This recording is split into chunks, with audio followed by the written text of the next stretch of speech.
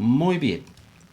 Nuestra aplicación está distribuida en microservicios.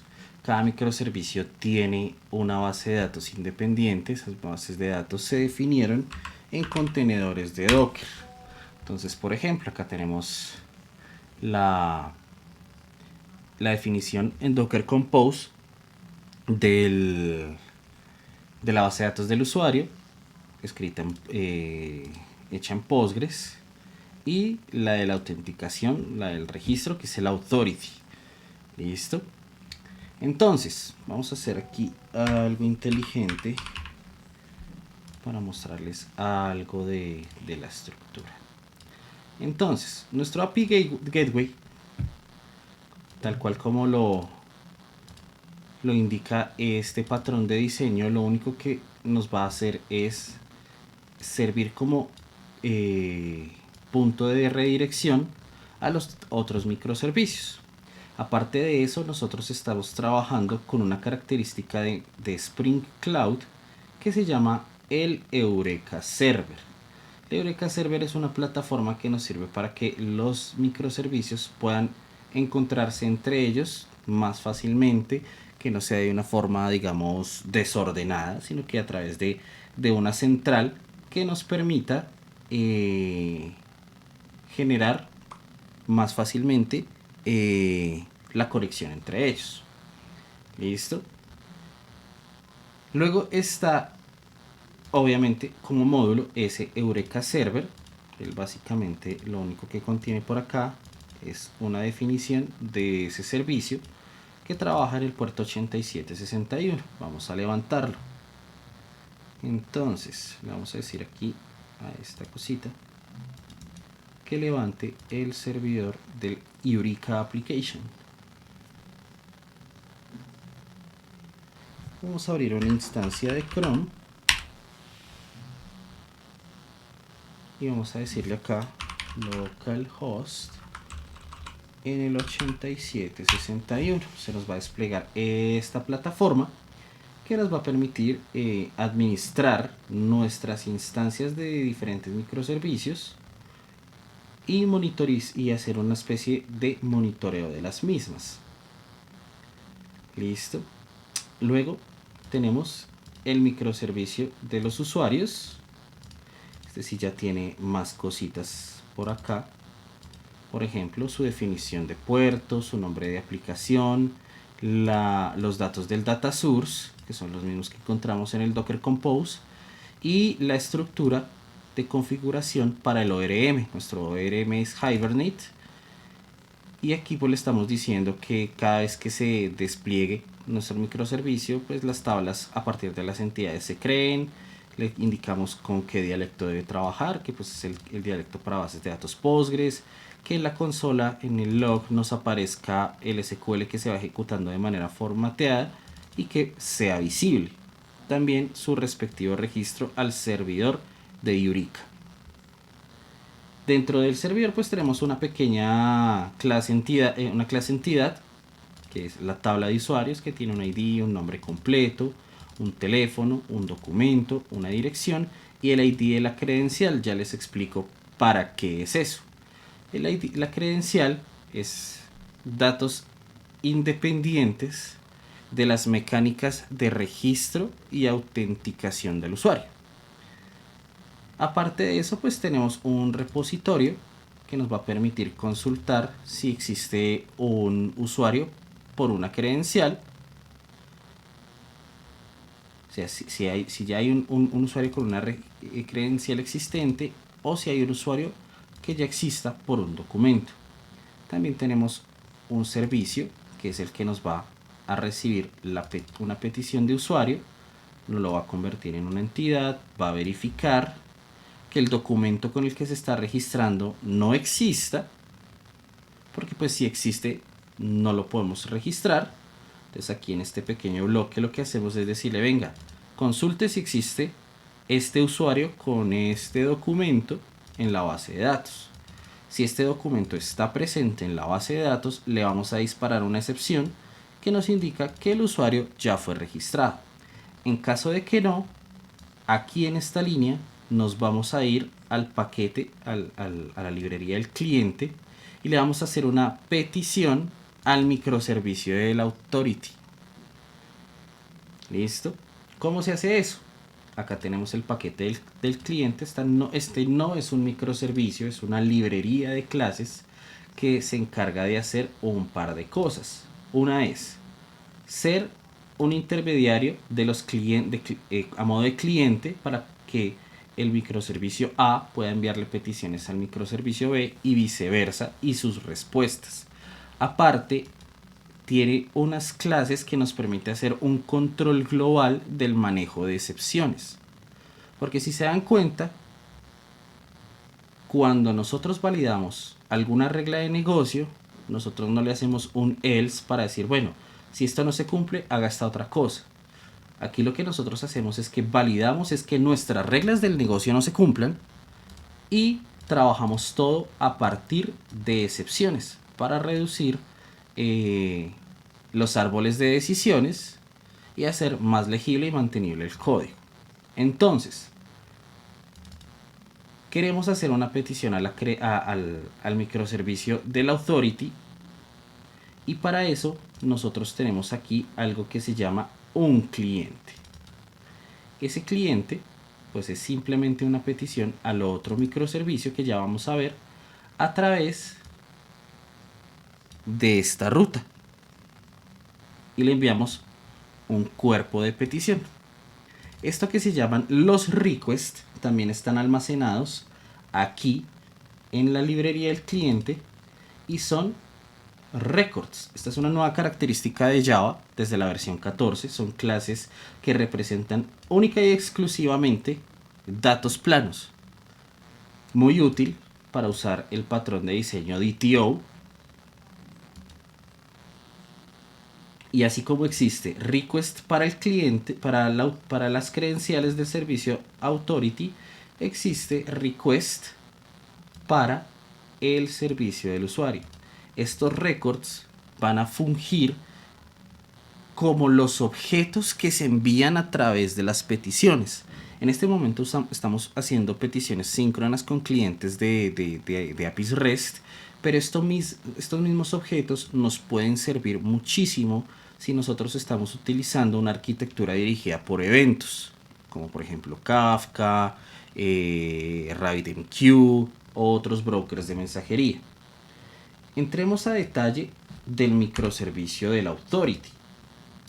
Ese microservicio tiene las mismas configuraciones que el microservicio del usuario. Su puerto, que esta vez es el 8082, el del usuario es el 8081 y el de la API Gateway el 8080. Su nombre de aplicación, su configuración del data source y su configuración del ORM y su registro al servidor de Eureka. Listo.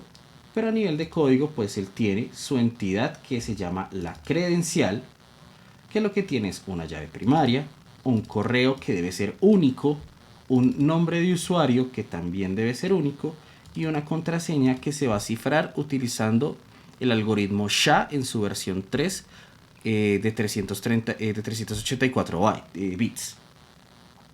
Adicional a eso, pues tiene su repositorio en el que tenemos un método que nos permite determinar si existe una credencial con un correo o con un usuario registrado.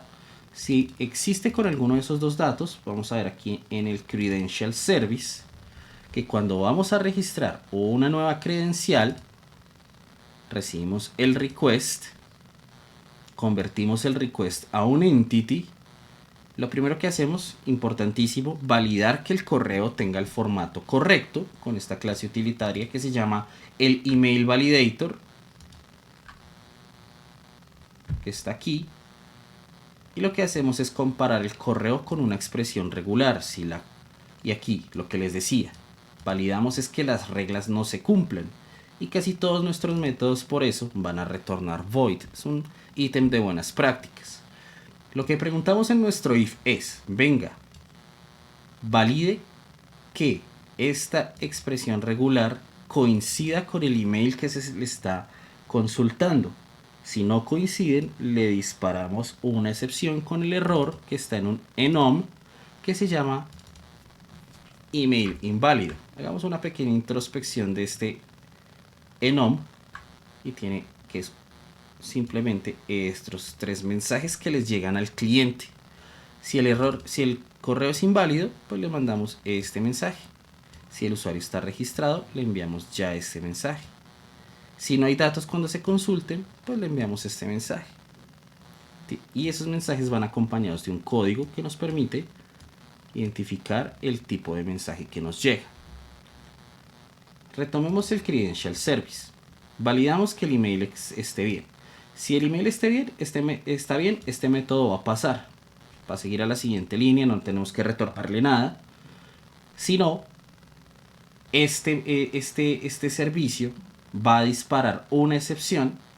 Y acá tenemos una clase que dice, venga, ojo, cuando haya una excepción del tipo SecureApp, dispare una petición con un error 500. Esto es un manejo global de excepciones desde cada microservicio. ¿Listo? Pero si no, pues siga con la siguiente labor. ¿Cuál es? Listo, como el email es válido, verifiquemos que no existan credenciales con ese email o con el nombre del usuario. ¿Listo? Eso lo recibimos dentro de un objeto opcional y luego entramos a validar. Si ese objeto está presente en la base de datos, significa que pues ya hay un usuario registrado y no podemos continuar. Disparamos la excepción y le enviamos como respuesta al microservicio del usuario un mensaje de error, una excepción. Pero si no está presente, lo único que hacemos es guardarlo. Ah, por cierto, importantísimo. Aquí cuando construimos la entidad estamos utilizando una clase utilitaria de una librería de Apache que se llama el Apache Commons Codec. Él nos proporciona esta clase que se llama el Digest Utils y él tiene este método que se llama el SHA-3 en formato 384 bits y nos genera el texto hexadecimal, o sea, la cadena de bytes convertida a letras. ¿Sobre qué? Sobre el password de la petición que le estamos enviando, que puede ser un texto normalito o una contraseña cifrada desde el cliente. Están esas opciones. ¿Listo? Entonces, si todas nuestras condiciones se cumplen para poder registrar, pues lo que hacemos es aquí aplicar el registro y retornamos el Credential ID, porque este método retorna este integer. ¿Dónde se hace el envío de ese entero al otro microservicio? Aquí en el controller. En este controller lo único que hacemos es que este componente de negocio va a responder a las peticiones por HTTP que se hagan a la ruta API versión 1 Credentials por método POST. Va a recibir este cuerpo de petición, va a disparar el microservicio, va a guardar la credencial y va a darnos la respuesta con un código 200 de que las cosas están bien. ¿Listo? Entonces, ya no necesitamos tanto zoom, podemos hacerle zoom al código. Cuando nuestro servicio de Authority nos retorne una respuesta correcta, esa respuesta va a llegar al user service como un objeto de tipo response entity de integer. Ahí dentro va a estar el entero que va a representar el ID de la credencial para el usuario. Lo vamos a extraer. Voy a darles aquí un poco de zoom para que esta cosa se vea bien. Listo. Y después de eso guardamos el usuario. Aquí no tenemos nada que retornar, nuestro método es void, pero en el controlador del usuario lo único que tenemos que hacer es retornar el código 200. Básicamente así funciona a grosso modo nuestros microservicios de autenticación y registro de usuarios. ¿Qué vamos a hacer ahora? vamos a levantar el API Gateway, el Authority y el User Application. Vamos a decirle que corran y nos vamos a dar cuenta aquí en el marco de Eureka cuando esos servicios estén en línea. Vamos a refrescar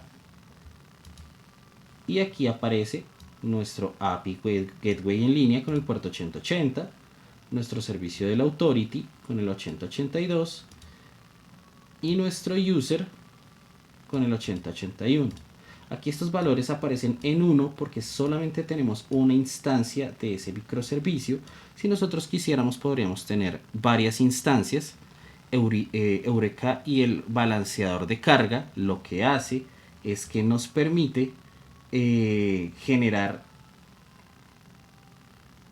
internamente un algoritmo que dice si una de las instancias tiene más carga de usuarios, vamos a equilibrarla enviando a los otros a las otras y dándole también la posibilidad de que si una de las instancias se cae no se pierda la integridad de los microservicios. Prácticamente estamos dando la capacidad a la aplicación de que tenga tolerancia a fallos.